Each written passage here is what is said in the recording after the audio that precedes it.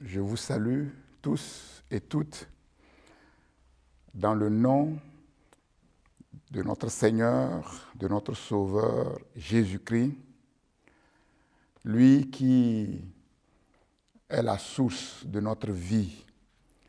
Et nous bénissons son saint nom en ce beau jour qu'il nous donne dans sa grâce. Que la grâce de notre Seigneur Jésus-Christ repose sur vous avec abondance.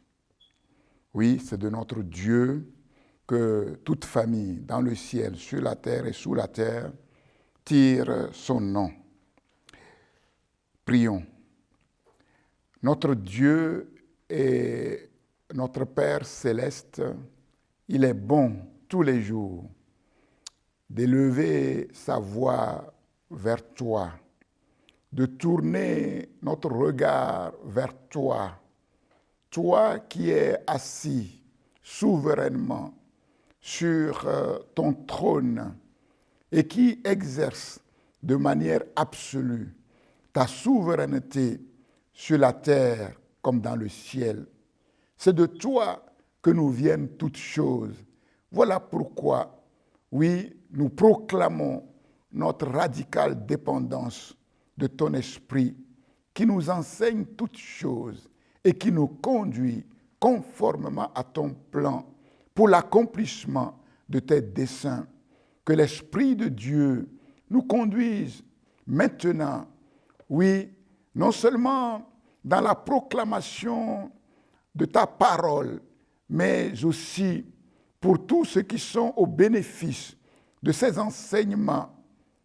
Ô Dieu, Père, que l'Esprit de Dieu leur donne des oreilles pour entendre, un cœur pour recevoir et une bouche pour proclamer ta parole, Seigneur. Merci parce que tu es fidèle dans toutes tes voies.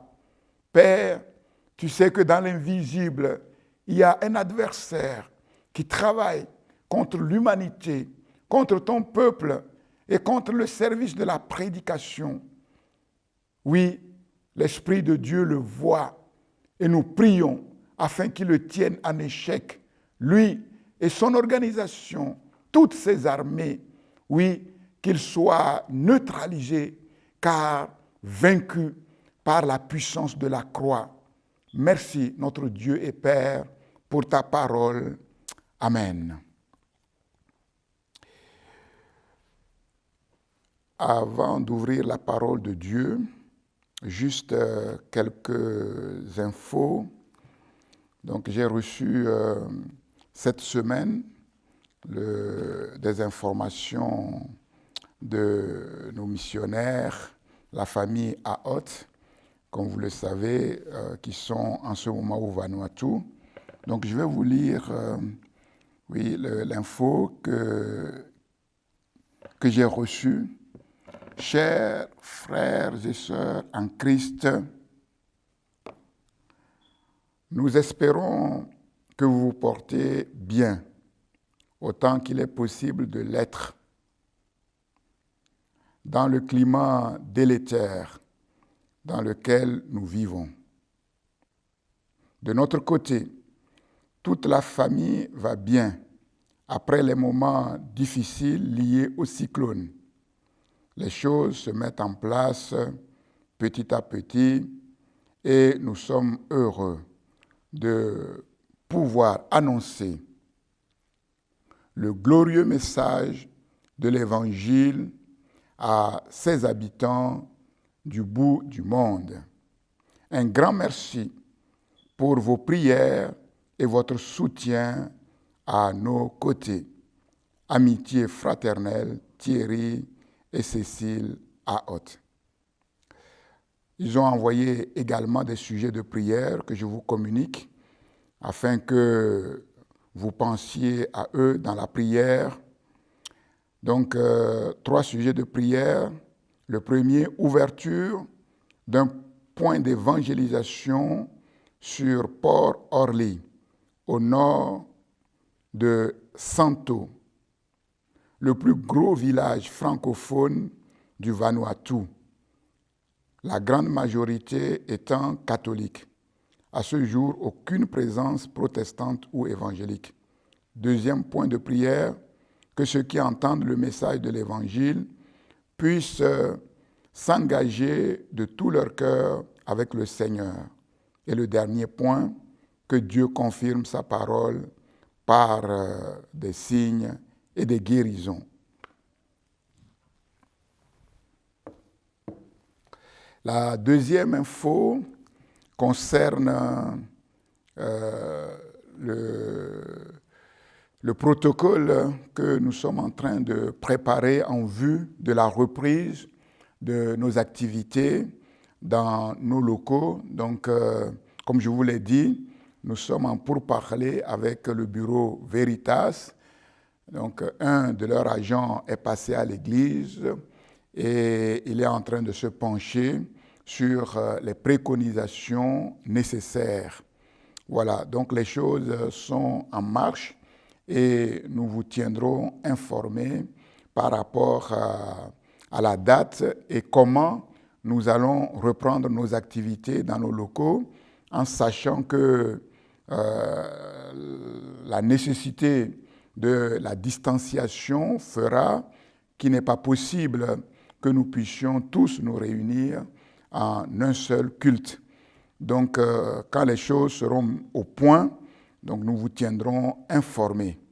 La date et comment reprendre nos activités dans nos locaux. Probablement, Dieu voulant, comme je vous l'ai dit, ce sera au mois de septembre. Donc, aujourd'hui, nous allons lire dans l'Évangile selon Luc. L'Évangile selon Luc, et nous allons nous entretenir sur une parabole connue sous le nom de la parabole du juge et de la veuve.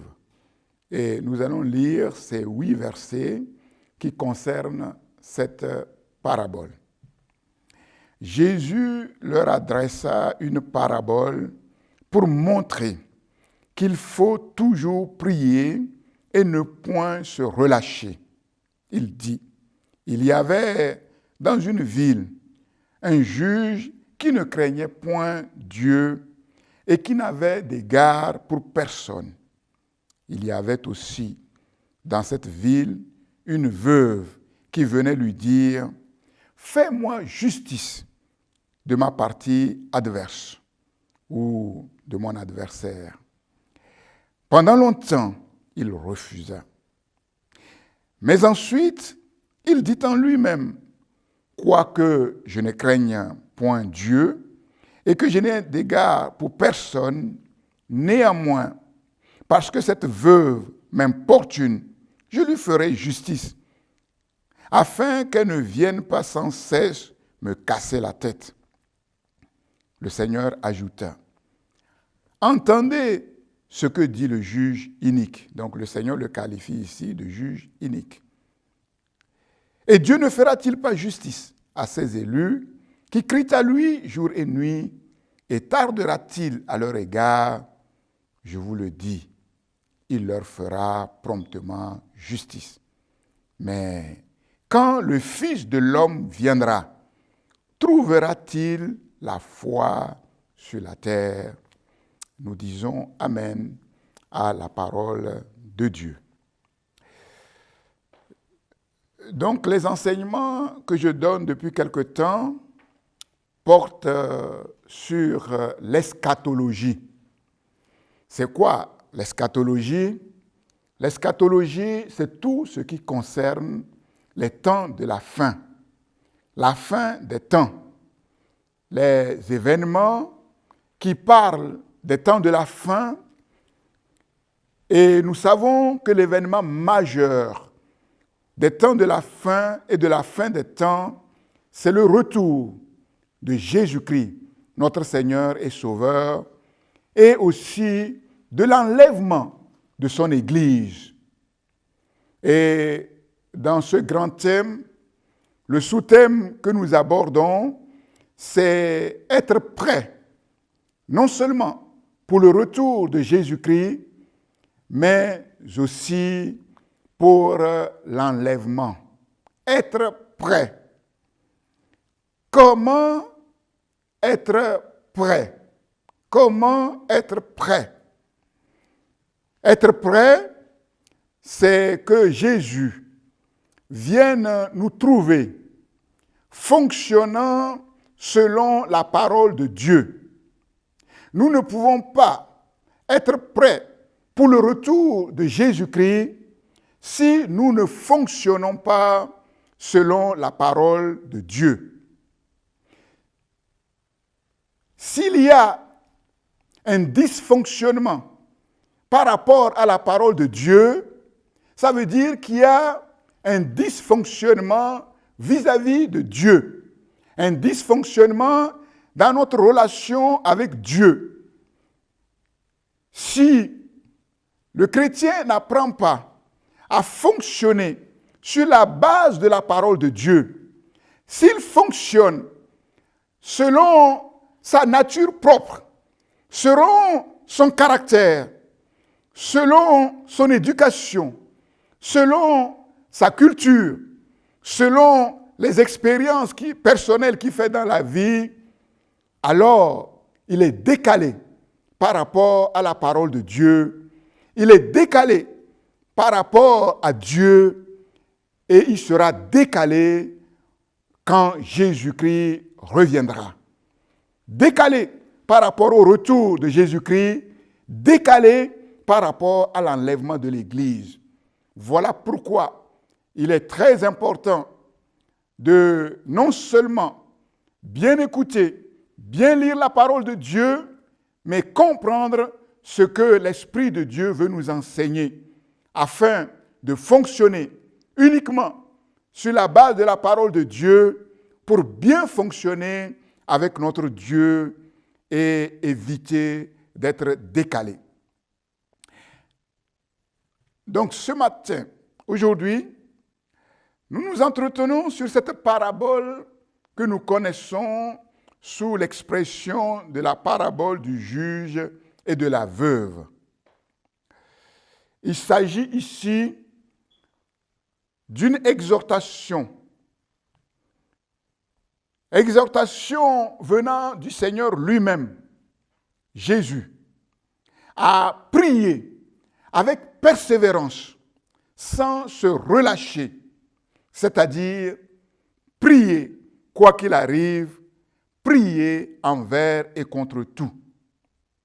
En effet, dans les temps de la fin, et nous savons que ce sont ces temps que nous traversons, les signes sont là. Le risque est grand de se relâcher, de se lasser, de se décourager.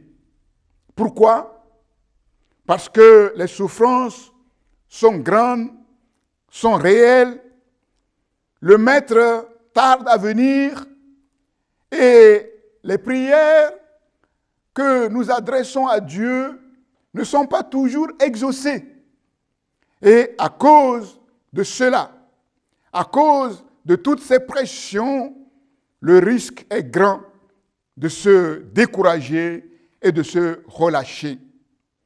Mais Jésus nous enseigne qu'il ne faut pas céder à ce risque, mais qu'il faut toujours prier et ne jamais se relâcher.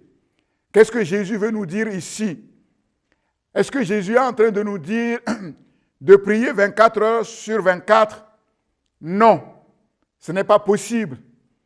Ce n'est pas possible de prier 24 heures sur 24. Il est vrai que l'Église peut se mobiliser, effectivement, dans les chaînes de prière, comme nous le faisons, afin de nous relayer, afin de prier, je dirais, constamment, tous les jours.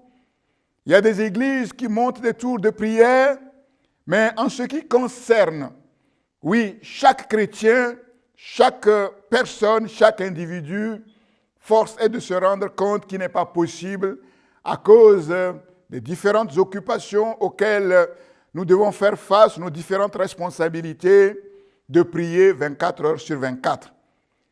Il ne s'agit pas de cela, mais Jésus nous enseigne à ne jamais nous relâcher, à ne jamais nous relâcher dans la prière. Pourquoi? Parce que la prière occupe une place spéciale dans notre relation avec Dieu. La prière, parce qu'elle occupe une place particulière dans notre relation avec Dieu, doit avoir une place importante dans notre planning quotidien.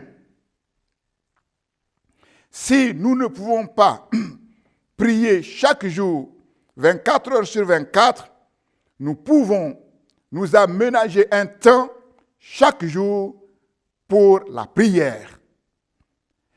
Et lorsque nous aménageons ce temps, le Seigneur nous dit de ne pas nous relâcher, de ne pas nous décourager, mais de prier avec discipline, quoi qu'il arrive, même si on a l'impression que Dieu n'exauce pas.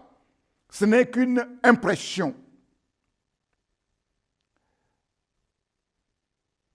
Aucun enfant de Dieu, aucun chrétien authentique ne peut dire « Je n'ai pas le temps, je ne peux pas trouver un temps chaque jour pour prier ».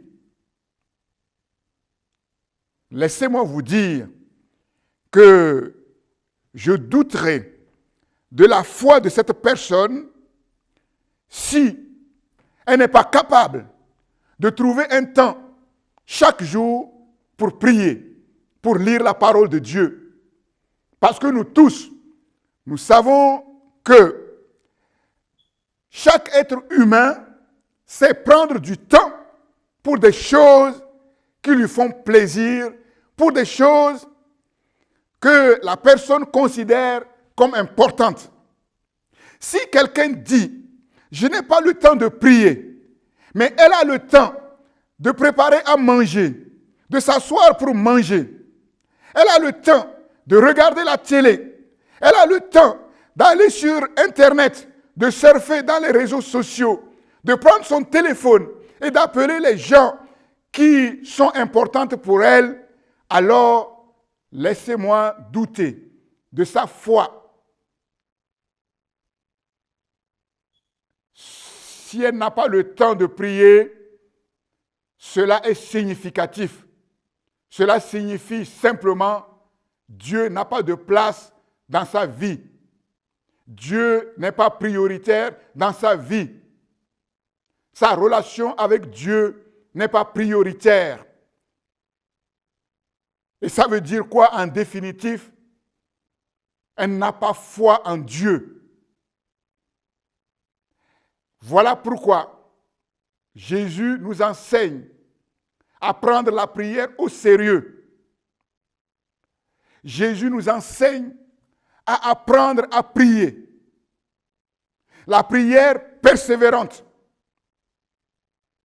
Ce n'est pas normal que tu sois chrétien depuis plusieurs années et après plusieurs années, tu te bats encore contre la prière. Ce n'est pas normal. Nous apprenons l'importance de la prière dès le commencement de notre vie chrétienne.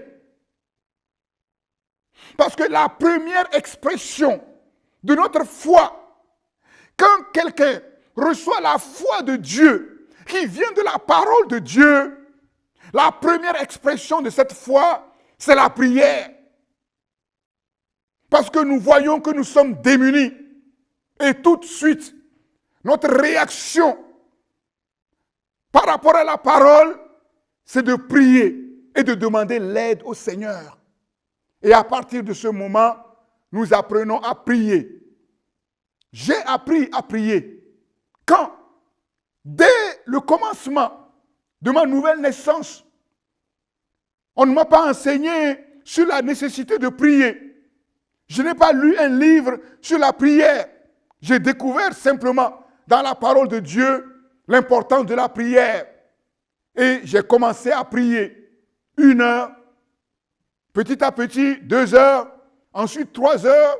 Et aujourd'hui, lorsque Dieu me permet de me retirer, de me mettre à l'écart par rapport à tout, il peut arriver des jours où je peux prier 6 heures, 8 heures, 10 heures d'affilée. Mais ce n'est pas venu comme ça tout d'un coup. C'est un apprentissage. Exerce-toi à la piété comme un athlète. Et quand on commence à s'exercer, force est de se rendre compte que progressivement, oui, nous nous faisons des muscles spirituels dans la prière. Et il arrive des moments où la prière devient comme la respiration de notre âme. Il nous arrive de prier sans même nous rendre compte, tellement l'habitude de prier est ancrée en nous. Jésus invite tous ceux qui se disent enfants de Dieu à prendre la prière au sérieux.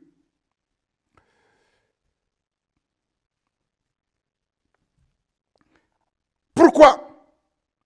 Parce que l'avènement du Fils de l'homme se fera dans un contexte difficile.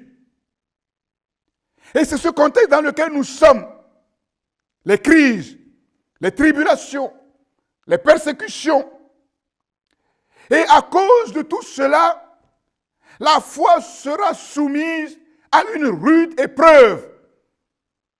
Si notre foi n'est pas bien fondée, il n'est pas possible de tenir devant toutes ces pressions des temps de la fin.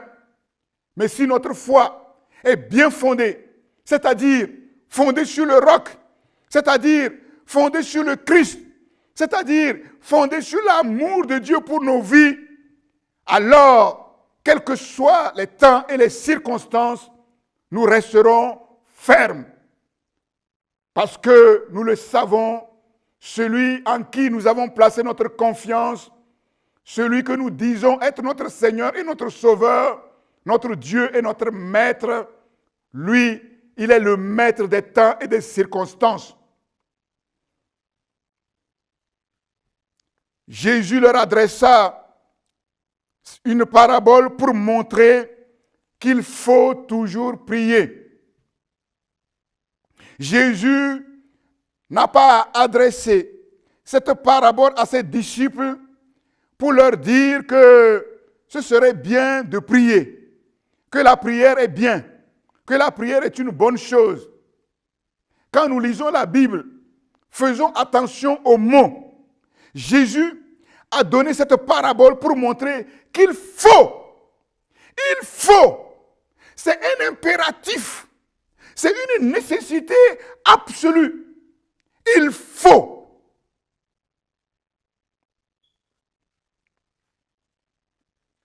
Pourquoi?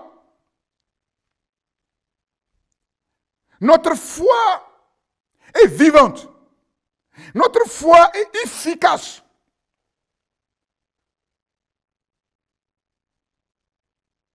Seulement au travers de la prière. Sans la prière, il n'est pas possible de demeurer dans la foi. Il n'est pas possible de grandir dans la foi.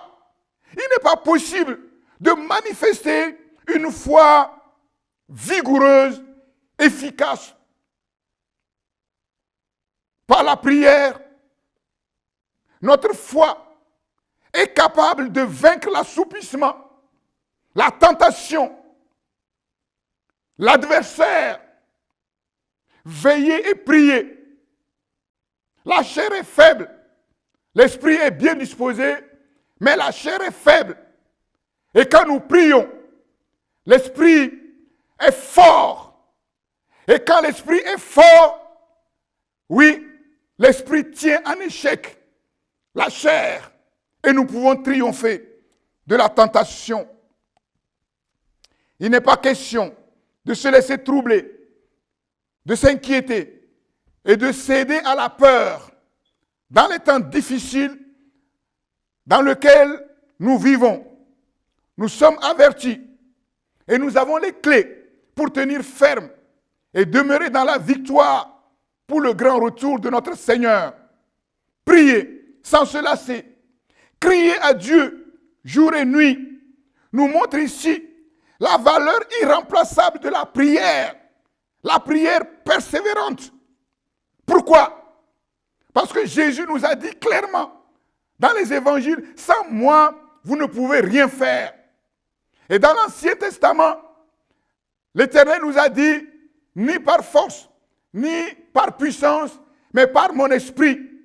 Bien sûr, sans Jésus, sans le Saint-Esprit, nous pouvons cuisiner, nous pouvons manger, nous pouvons nous laver, nous pouvons sortir, aller au travail, pourvu que nous soyons en bonne santé.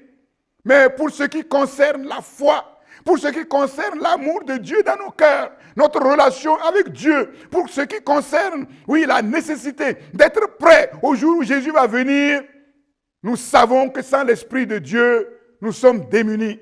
Nous savons que sans la force du Seigneur, nous sommes démunis. Et puisque nous le savons, chaque jour, nous allons au Seigneur pour puiser en lui toute la provision et toutes les ressources dont nous avons besoin pour être forts et persévérer envers et contre tout.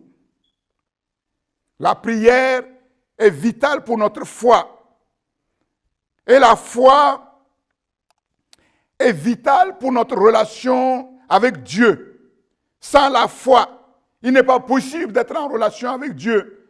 Sans la foi, il n'est pas possible d'être agréable à Dieu. Sans la foi, il n'est pas possible de recevoir quoi que ce soit de Dieu. Il y a un débat parmi les théologiens pour savoir, dans la relation avec Dieu, dans la vie avec Dieu, qu'est-ce qui est premier? Est-ce que c'est l'amour de Dieu ou est-ce que c'est la foi? Mais je crois que c'est la foi qui est première. Oui, parce que la Bible dit que la foi vient de ce qu'on entend et ce qu'on entend vient de la parole de Dieu. Donc quand nous sommes au bénéfice de la parole de Dieu, ce que nous recevons premièrement, il n'est pas dit ici que la foi, que c'est l'amour, non. C'est la foi que nous recevons d'abord. La parole de Dieu nous présente Dieu, qui il est. Et qu'est-ce que nous découvrons? Que le Dieu créateur est un Dieu d'amour. Donc la parole de Dieu nous parle de l'amour de Dieu pour nos vies. L'expression ultime de cet amour pour nos vies, c'est la mort de Jésus à la croix. Et nous sommes bouleversés par cet amour. Et à partir de là, où nous décidons de croire ce qui nous est dit, de croire que Dieu est amour ou de ne pas croire. Oui, et quand nous croyons en l'amour de Dieu, c'est là où nous courons vers le Seigneur et c'est là où nous demandons à Dieu de nous pardonner et de nous accueillir dans sa maison. Donc la foi, c'est la clé de tout. C'est la foi qui nous permet non seulement d'être en relation avec Dieu, et c'est la foi qui nous permet de recevoir de Dieu tout ce que Dieu veut nous donner.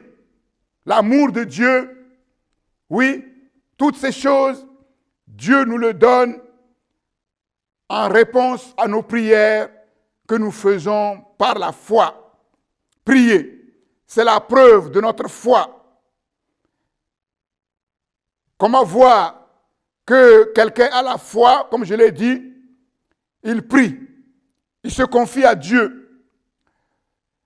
Et quand nous prions, cela nous permet de garder cette foi qui nous a conduits à la prière. Quand nous croyons, nous prions. Et quand nous prions, nous grandissons dans la foi. C'est ce que Jésus nous dit ici. Nous voyons que dans cette parabole, il y a 3 personnages qui sont en scène.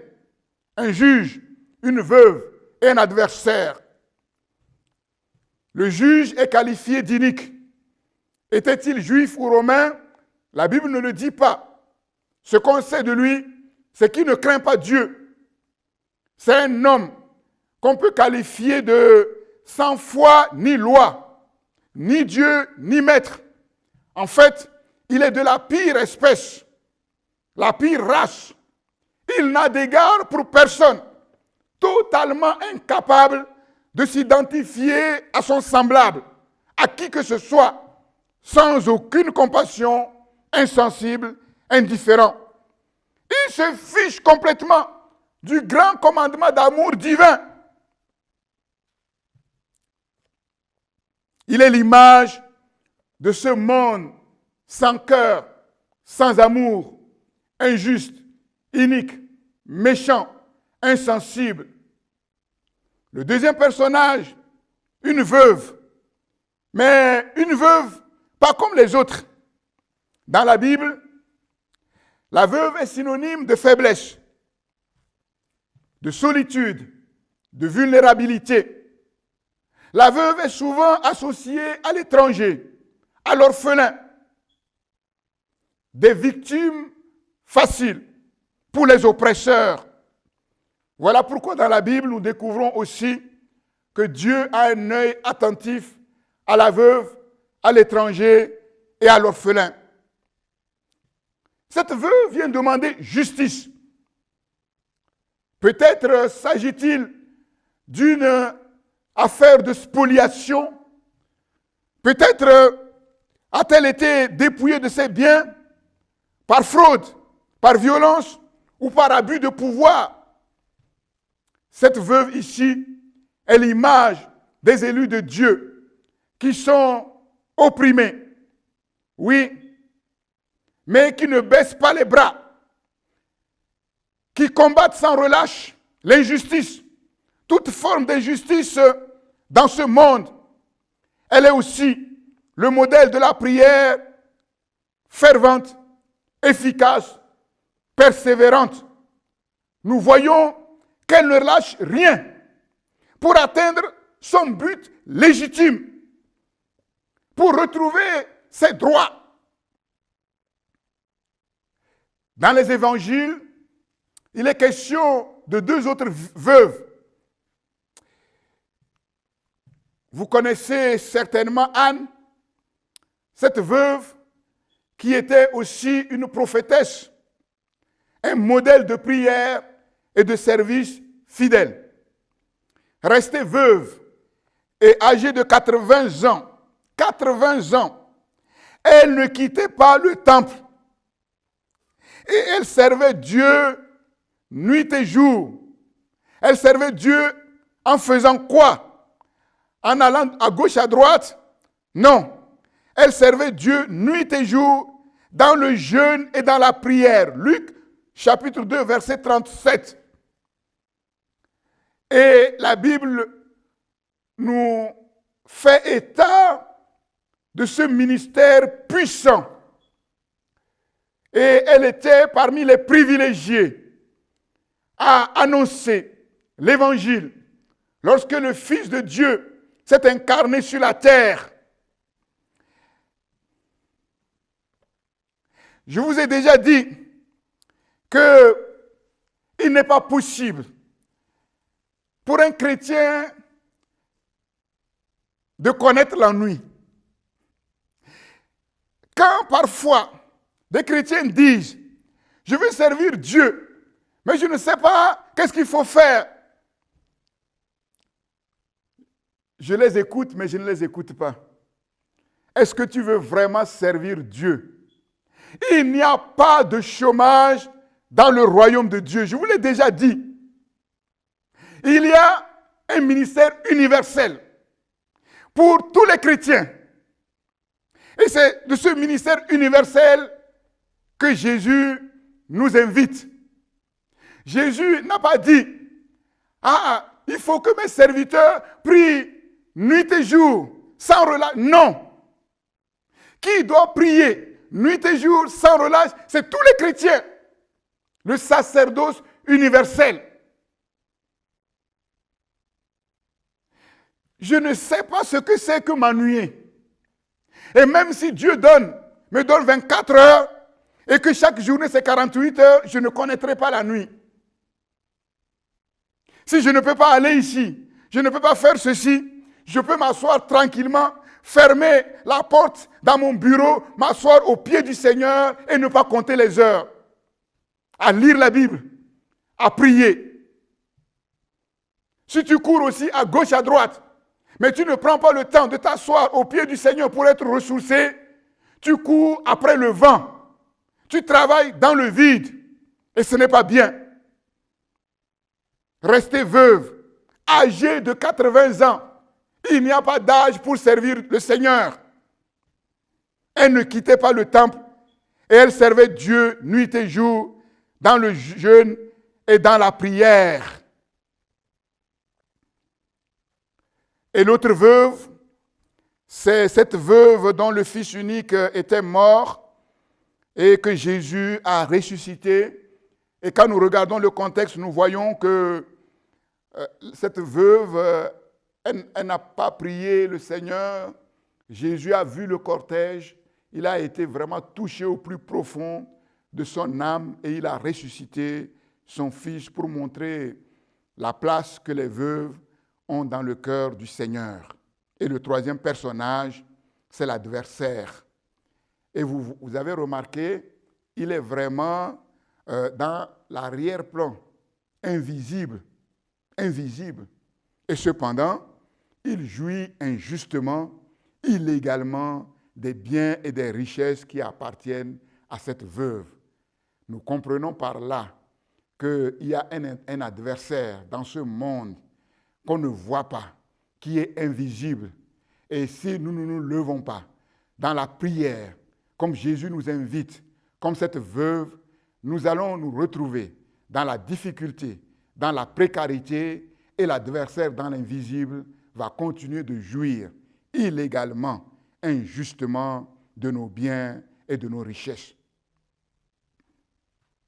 Quelle était la demande de cette veuve? Fais-moi justice de ma partie adverse. La NBS dit, rends-moi justice contre mon adversaire. Et la Bible dit, pendant longtemps, il refusa. Ce juge refusa. Pourquoi? Pourquoi? Peut-être par crainte de l'adversaire, je ne sais. Parce qu'il chérissait sa tranquillité, je ne sais. Mais la Bible dit que malgré son refus, la veuve va l'importuner. Elle ne va pas baisser les bras. Et le même mot qui est traduit ici par importuner, c'est le même mot qui est aussi utilisé dans la parabole de l'ami importun, Luc chapitre 11, versets 7 à 8, où cet ami est allé au milieu de la nuit pour importuner son ami parce qu'il a reçu un ami qui est venu du voyage et il n'a rien à lui offrir. Et nous savons que son ami s'est réveillé pour lui donner tout ce qu'il avait besoin, non pas parce qu'il était son ami, mais parce qu'il l'a importuné. Et nous voyons ici l'importance de l'importunité. L'importunité légitime est une arme redoutable, efficace.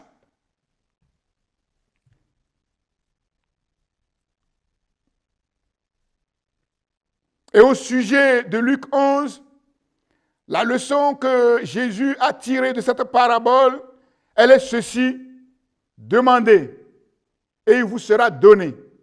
Mais en vérité, c'est demander, continuez à demander, persévérer et il vous sera donné.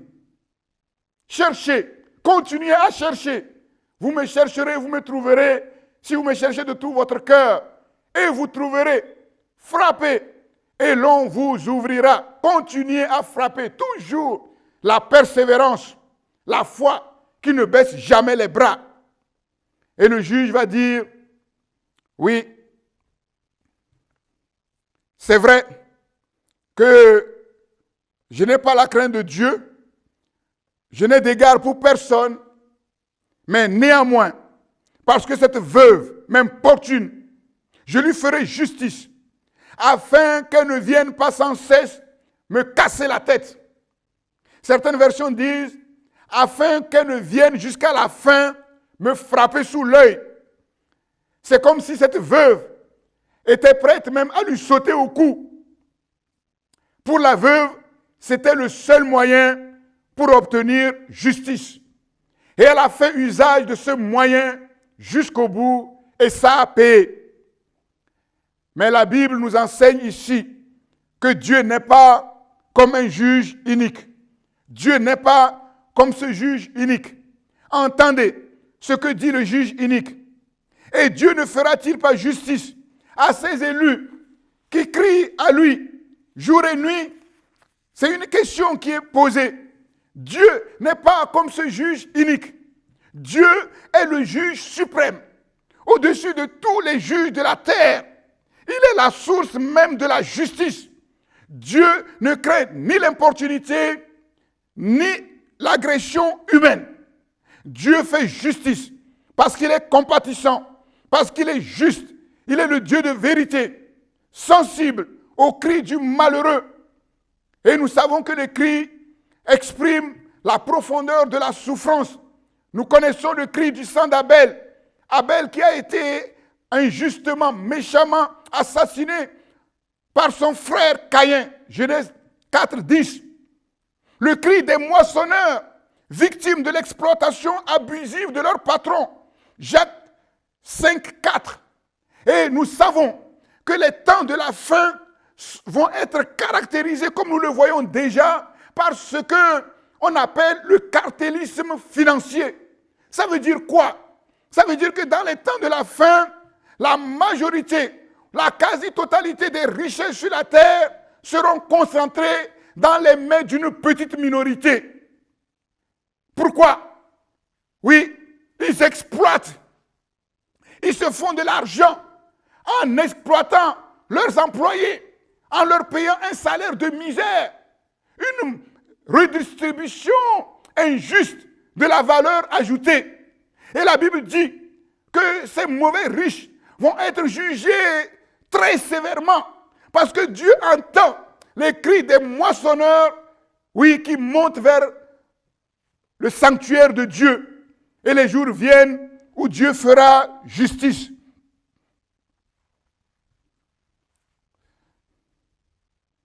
Mais nous savons aussi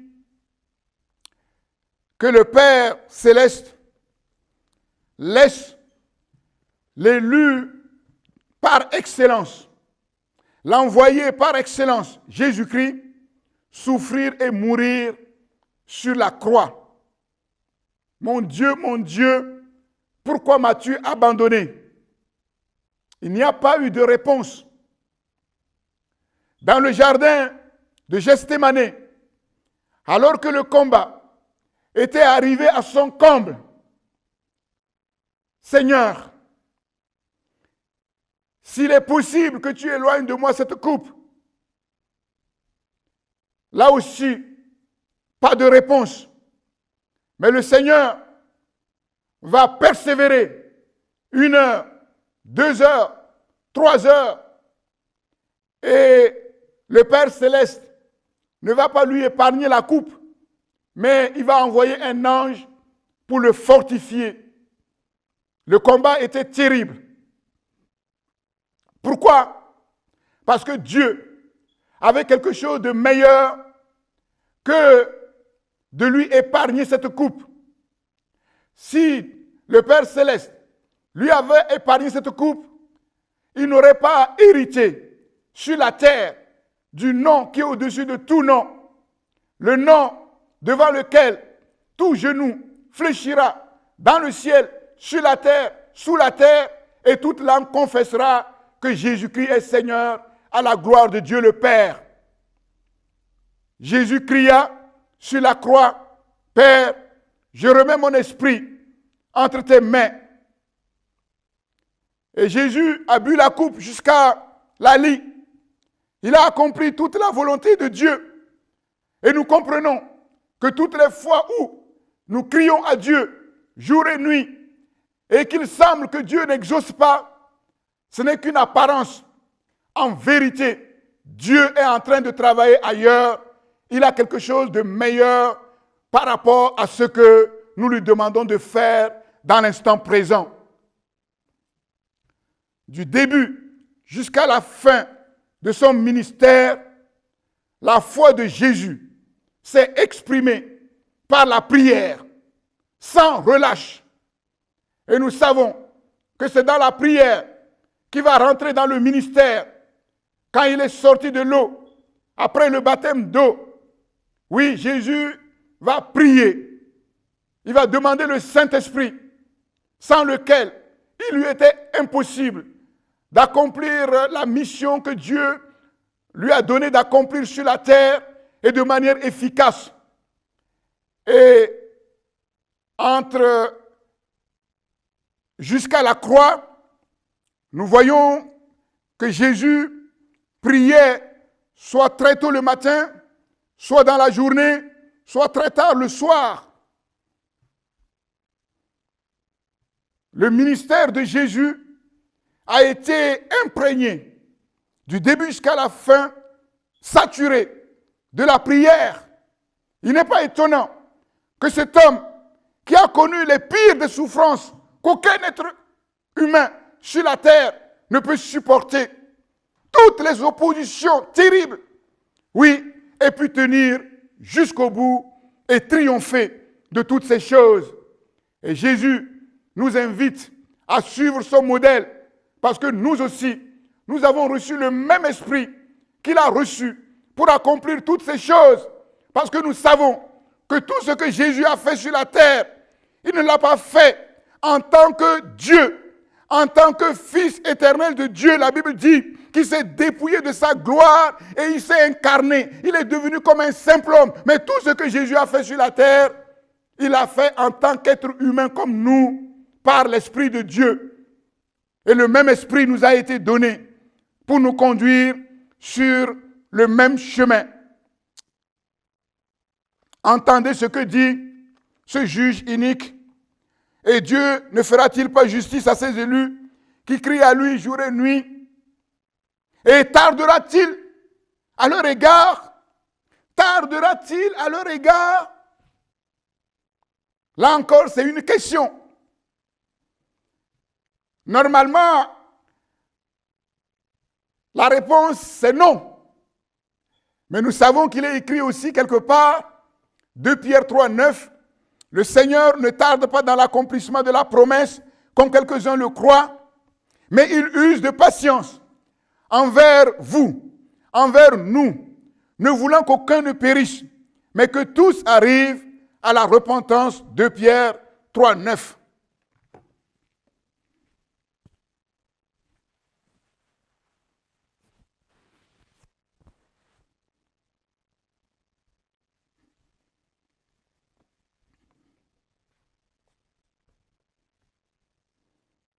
On a l'impression que Dieu tarde.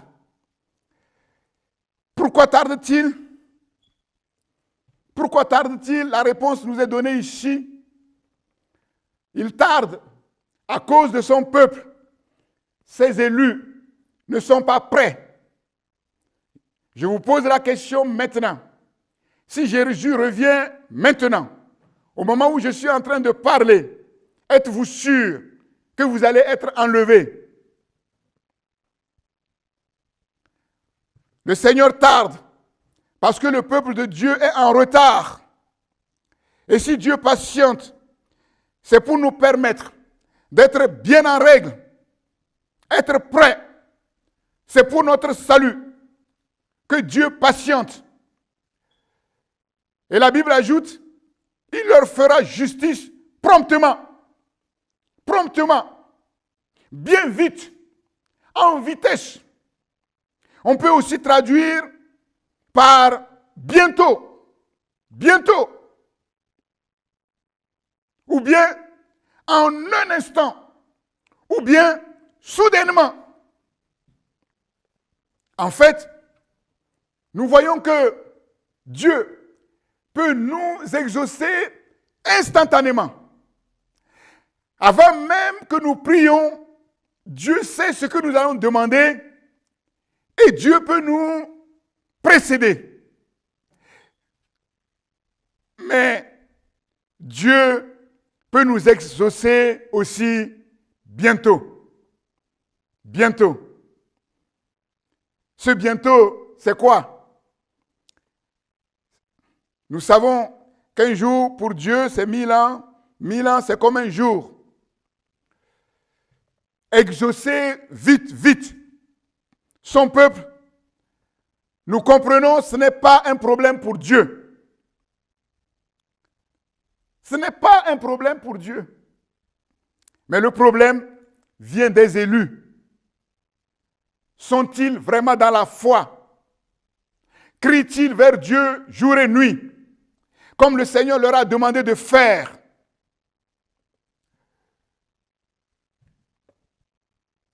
Le problème vient bien souvent de notre foi. Le problème vient bien souvent du manque de prière persévérante.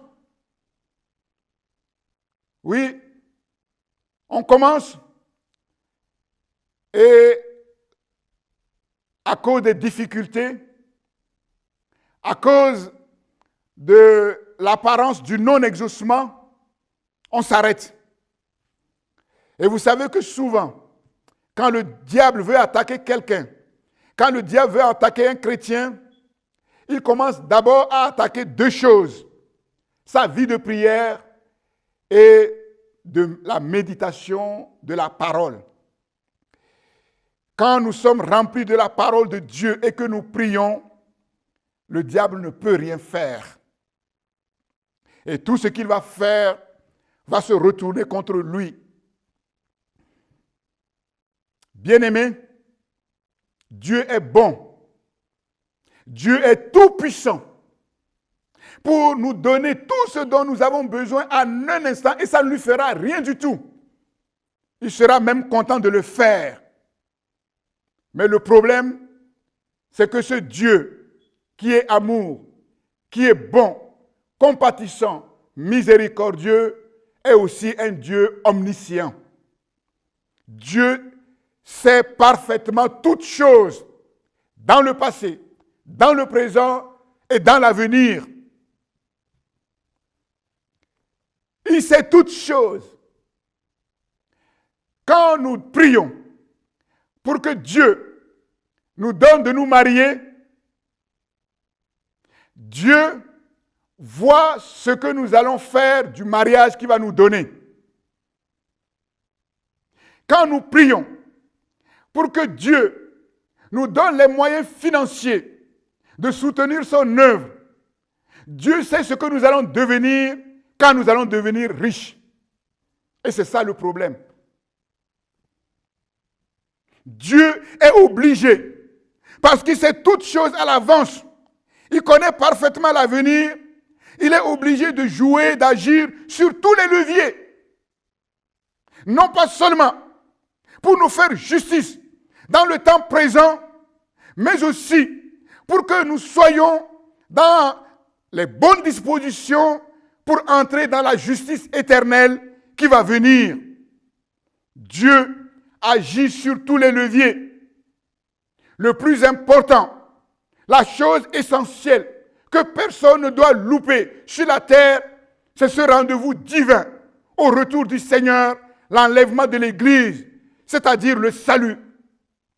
Et Jésus est en train de nous enseigner ici la meilleure des manières de voir les promesses de Dieu pour nos vies, notre destinée s'accomplir pour nous, c'est que nous aussi, nous puissions apprendre à agir sur tous les leviers.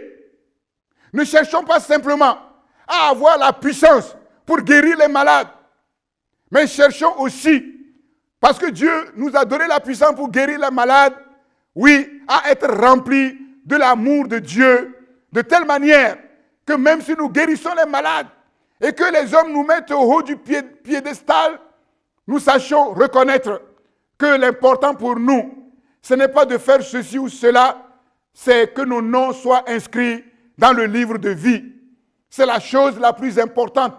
Que sert-il à un homme de gagner le monde s'il perdait son âme? Que me sert-il aujourd'hui d'avoir des millions, des milliards sur mon compte en banque si finalement je dois louper le rendez-vous ultime? Ça ne me sert à rien.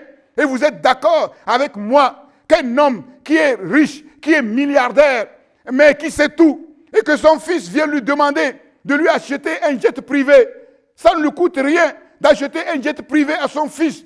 Mais si cet homme qui est milliardaire sait que le jet privé qu'il va donner à son fils, c'est ce jet privé qui va le tuer un jour, il ne lui donnera pas le jet privé et il aura raison. Et si moi, j'étais à la place de ce fils-là, je serais content que mon père ne me donne pas un jet privé qui va me tuer. Et si mon père, malgré tout, me donne ce jet privé alors qu'il sait que j'allais mourir dans ce jet privé-là et il me le donne, plus tard, je lui poserai la question pourquoi il a fait ça. Et c'est ça le problème.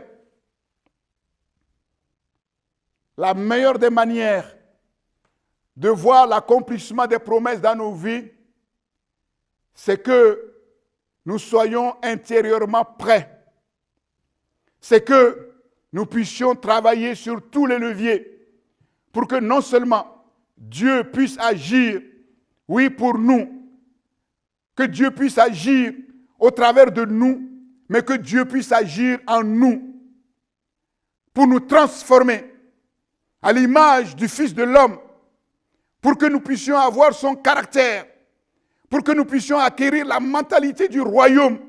C'est là les leviers de sécurité qui nous permettra de garder la tête froide, quel que soit ce que Dieu peut faire pour nous, ce que Dieu peut faire au travers de nous. Demeurer dans la foi, demeurer dans la prière, quoi qu'il arrive. Et je pose la question, maintenant que cette veuve a été exaucée, qu'est-ce qu'elle va faire? Est-ce qu'elle va continuer à venir importuner? Non. Non.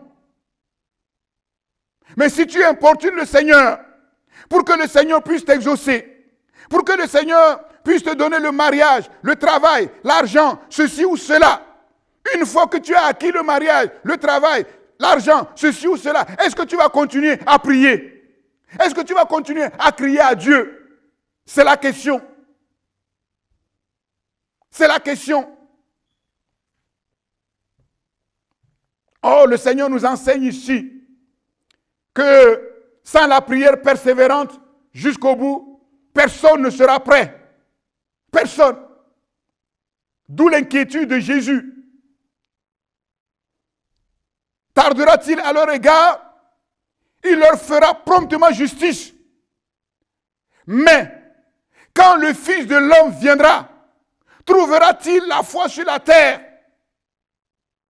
Est-ce que Dieu, si Dieu te donne tout ce dont tu as besoin aujourd'hui, tout ce que tu estimes pouvoir répondre à tous tes besoins aujourd'hui, Jésus te pose la question, si tu as tout ce dont tu as besoin, est-ce que tu vas continuer à persévérer dans la prière?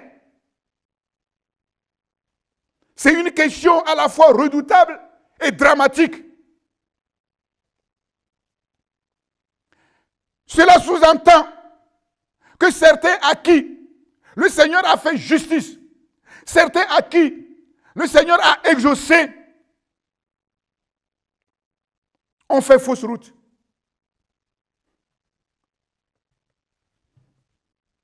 On fait naufrage par rapport à la foi.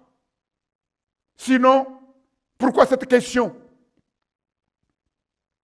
Quand le Fils de l'homme viendra, trouvera-t-il la foi sur la terre? Quelle est cette foi que le Fils de l'homme veut trouver? Une foi qui n'abandonne jamais, qui ne baisse jamais les bras, qui continue de prier, même si Dieu ne fait rien, qui continue de prier, même si Dieu lui donne tout. Prier pourquoi? Prier pour que la justice de Dieu vienne de manière radicale. La justice ultime, celle qui mettra feu définitivement à tous les problèmes. Jésus ne veut pas seulement faire justice dans le présent, mais il veut faire aussi et surtout justice à son retour.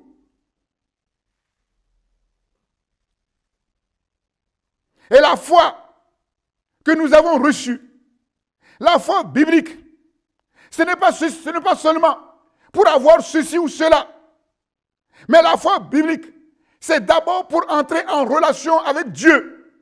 Et dans cette relation avec Dieu, nous recevons de Dieu tout ce dont nous avons besoin pour être des enfants de Dieu, des fils de Dieu,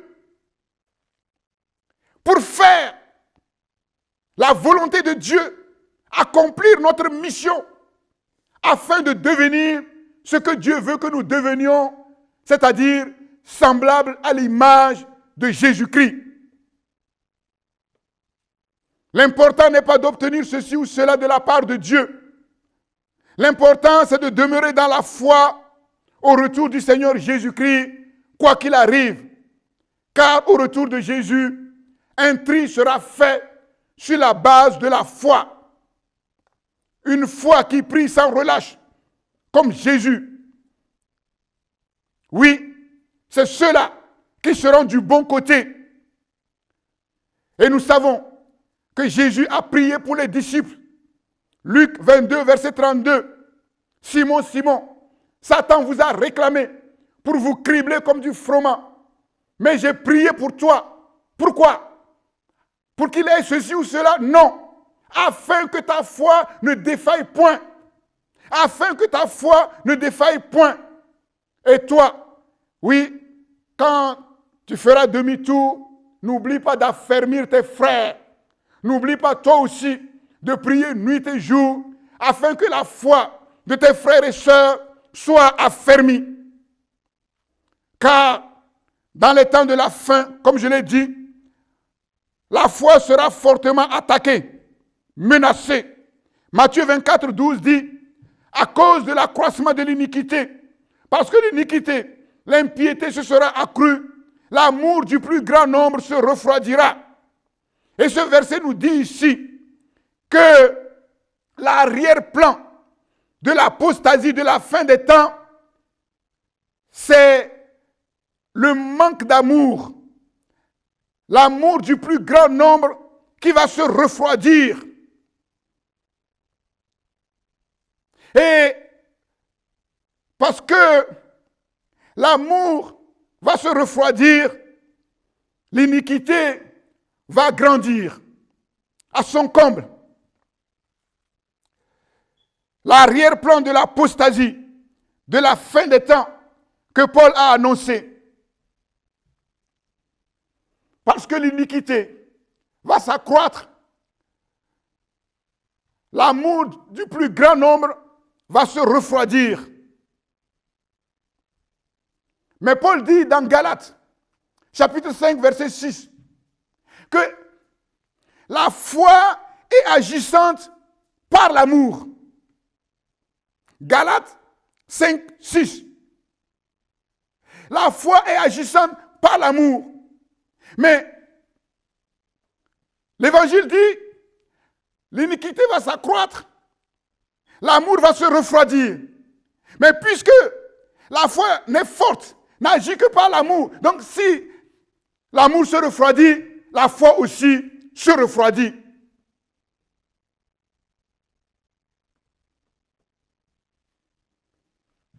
C'est là l'apostasie.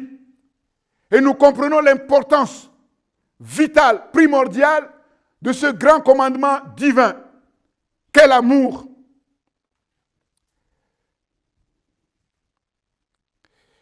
Quelques textes qui nous parlent de l'apostasie, c'est-à-dire l'abandon de la foi dans la parole de Dieu. 2 Thessaloniciens chapitre 2, verset 3, que personne ne vous séduise d'aucune manière, car il faut que l'apostasie soit arrivée auparavant et qu'on ait vu paraître l'homme impie à l'image de ce juge, l'homme impie, sans foi, ni loi, ni Dieu, ni maître, le fils de la perdition, l'adversaire, il était question ici d'un adversaire qui se lève au-dessus de tout ce qu'on appelle Dieu ou de ce qu'on adore. Il va jusqu'à s'asseoir dans le temple de Dieu, se proclamant lui-même Dieu. Nous reviendrons, Dieu voulant, par la suite sur ces versets. 1 Timothée, chapitre 4. 1 Timothée, chapitre 4. Mais l'Esprit dit expressement que dans les derniers temps, quelques-uns abandonneront la foi. C'est ça l'apostasie. La foi dans les derniers temps sera menacée. Quelques-uns abandonneront la foi pour s'attacher à des esprits séducteurs et à des doctrines de démons. Et nous savons que ces esprits et ces doctrines, ils sont partout sur les réseaux sociaux en particulier et dans le monde aussi. 2 Timothée 3, sache, verset 1, sache que dans les derniers jours, il y aura des temps difficiles, car les hommes seront égoïstes, amis de l'argent, fanfarons, etc., etc. Oui, ayant l'apparence de la piété, en fait, ils se détourneront de ce qui en fait véritablement la force, c'est-à-dire la véritable foi qui est l'obéissance à Dieu et à sa parole. Apocalypse 2, versets 1 à 5, écrit à l'ange de l'église d'Éphèse, voici ce que dit celui qui tient les 7 étoiles dans sa main droite, celui qui marche au milieu des 7 chandeliers d'or. Je connais tes œuvres, ton travail, ta persévérance. Je sais que tu ne peux supporter les méchants, que tu as éprouvé ceux qui se disent apôtres et qui ne le sont pas, et que tu les as trouvés menteurs, que tu as de la persévérance, et que tu as souffert à cause de mon nom, et que tu ne t'es point lassé. Mais ce que j'ai contre toi, c'est que tu as abandonné ton premier amour. Donc nous voyons ici qu'on peut abandonner son premier amour et continuer à faire beaucoup d'œuvres et persévérer dans ces choses. Et la Bible nous dit ici en vain. Souviens-toi donc d'où tu es tombé. Repens-toi et pratique tes premières œuvres, sinon je viendrai à toi et j'ôterai ton chandelier de sa place, à moins que tu te repentes. Dernier texte, Apocalypse 3, versets 14 à 16. Là, il s'agit de l'église de Pergame. Non, pas Pergame, c'est Apocalypse 3. Je me suis trompé, je suis à Apocalypse 2. Apocalypse 3, verset 14. Oui, l'église de Laodicée. Voici ce que dit l'Amen, le témoin fidèle et véritable, le principe de la création de Dieu. Je connais tes œuvres. Je sais que tu n'es ni froid, ni bouillant. Puisses-tu être froid ou bouillant? Ainsi, parce que tu es tiède et que tu n'es ni froid ni bouillant, je te vomirai de ma bouche. Qu'est-ce qui a fait que cette église est devenue tiède? Nous voyons au verset 17. Voilà une église que Dieu a exaucée. Voilà une église que Dieu a bénie matériellement, financièrement. Parce que tu dis, je suis riche, je me suis enrichi, je n'ai besoin de rien.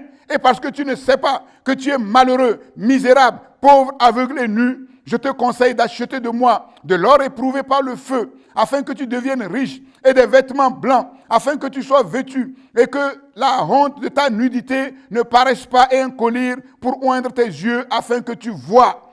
Donc nous voyons ici une église qui est devenue obèse, une église qui a été bénie.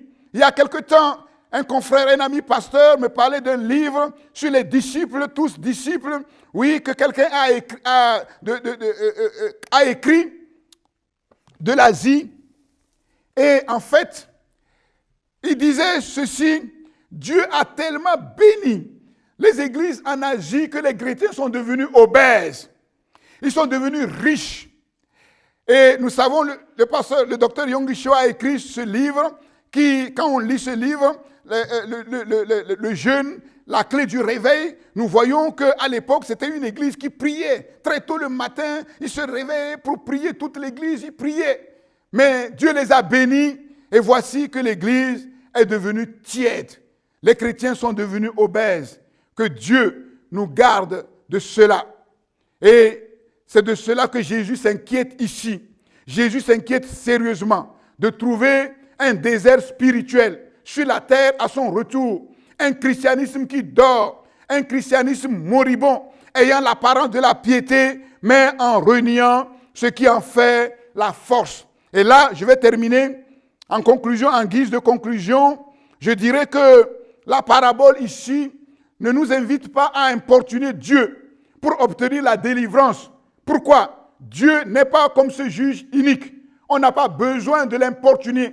Il est notre Père et nous sommes ses enfants et il est légitime que le Père Céleste prenne soin de ses enfants. Parfois, quand on entend certains chrétiens parler, on a l'impression que quand ils lisent cette parole, en fait, le juge unique, c'est Dieu. Et Dieu, c'est le juge unique. Ils ont l'impression qu'ils prient et Dieu ne répond pas. Et ils disent la prière ne sert à rien. Ce n'est pas bon. C'est une mauvaise interprétation de la parole. Dieu n'est pas comme un juge unique. Il n'a pas besoin qu'on lui rompe, qu'on vienne lui casser la tête. Avant même que nous prions, Dieu sait de quoi nous avons besoin. Cependant, il arrive que les élus ne soient pas exaucés, même quand leur demande est légitime et qu'ils prient avec foi. Ne pas être exaucé, est-ce toujours le signe d'un manque de foi? Non. Non. Car nous voyons que parfois les cris de Jésus sont restés sans réponse. Est-ce que c'est parce que Dieu n'a rien fait? Quand nous regardons la fin du ministère du Seigneur Jésus, nous répondons non.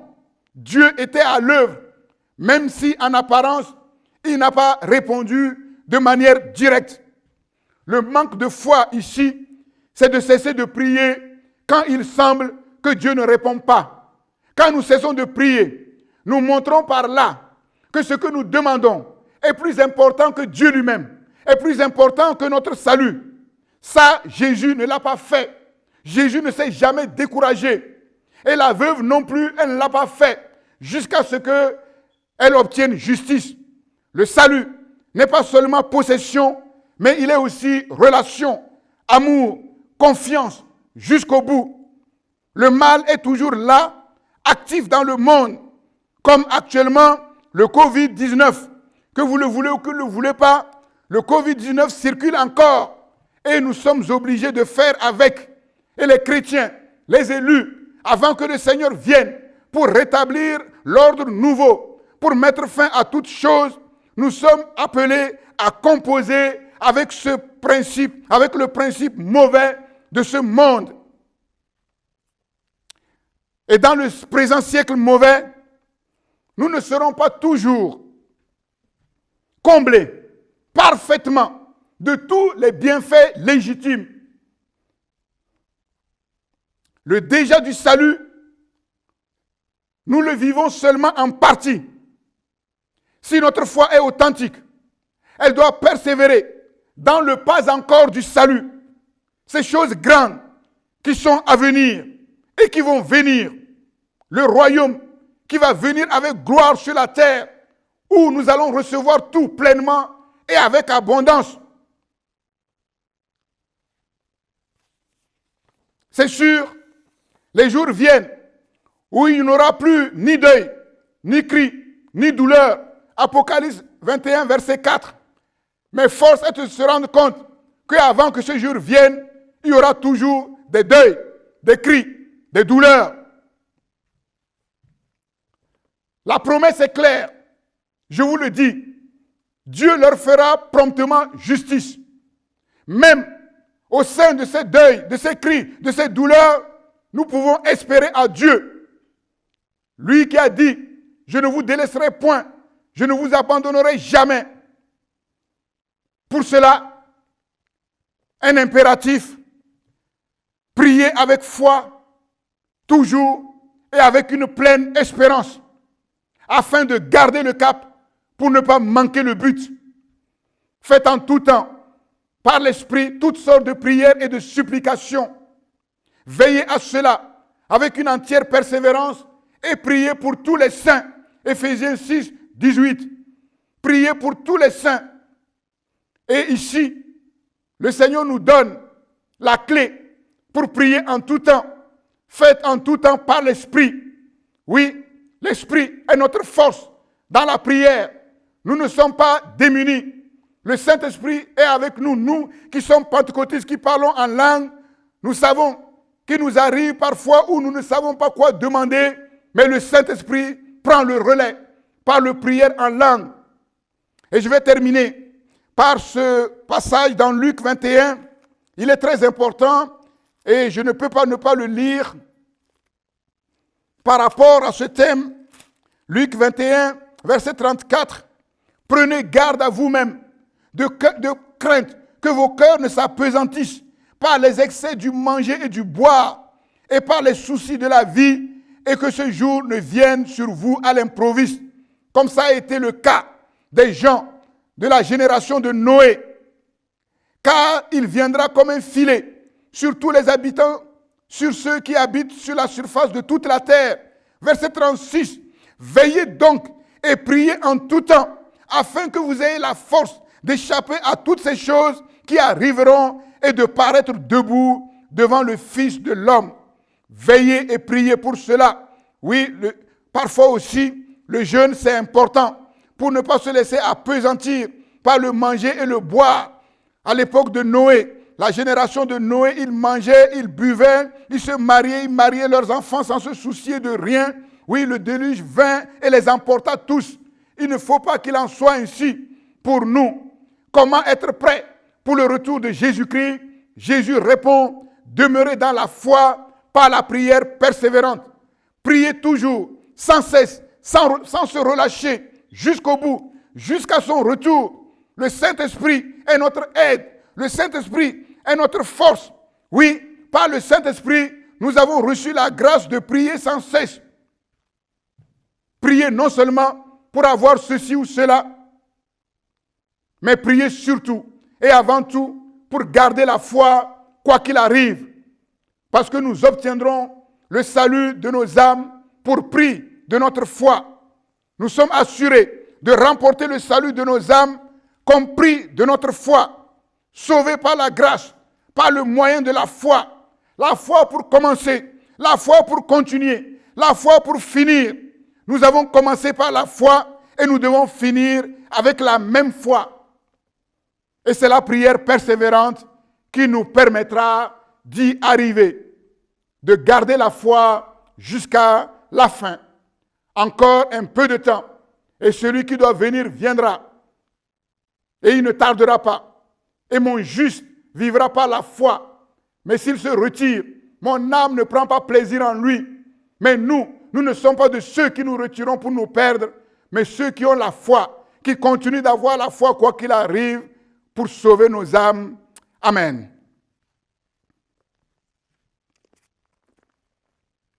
Merci Seigneur. Merci notre Dieu pour cette exhortation, pour cet enseignement.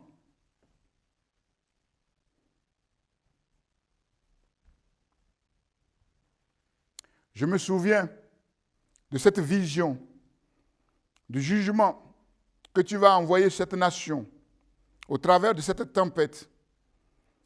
Et je me souviens, dans la vision, avant que la tempête n'arrive subitement, à l'improviste, j'étais en train d'exhorter l'Église, les enfants de Dieu, à prier sans cesse, à prier jour et nuit, à persévérer dans la prière.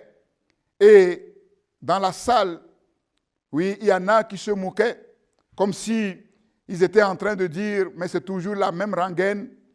Et oui, alors que cette scène se déroulait, la tempête est venue soudainement et la majorité a été emportée. Seigneur, garde-nous vraiment de la légèreté par rapport à tes avertissements. C'est Jésus qui parle et qui nous dit, au travers de cette parabole, qu'il faut que nous apprenions à prier sans cesse.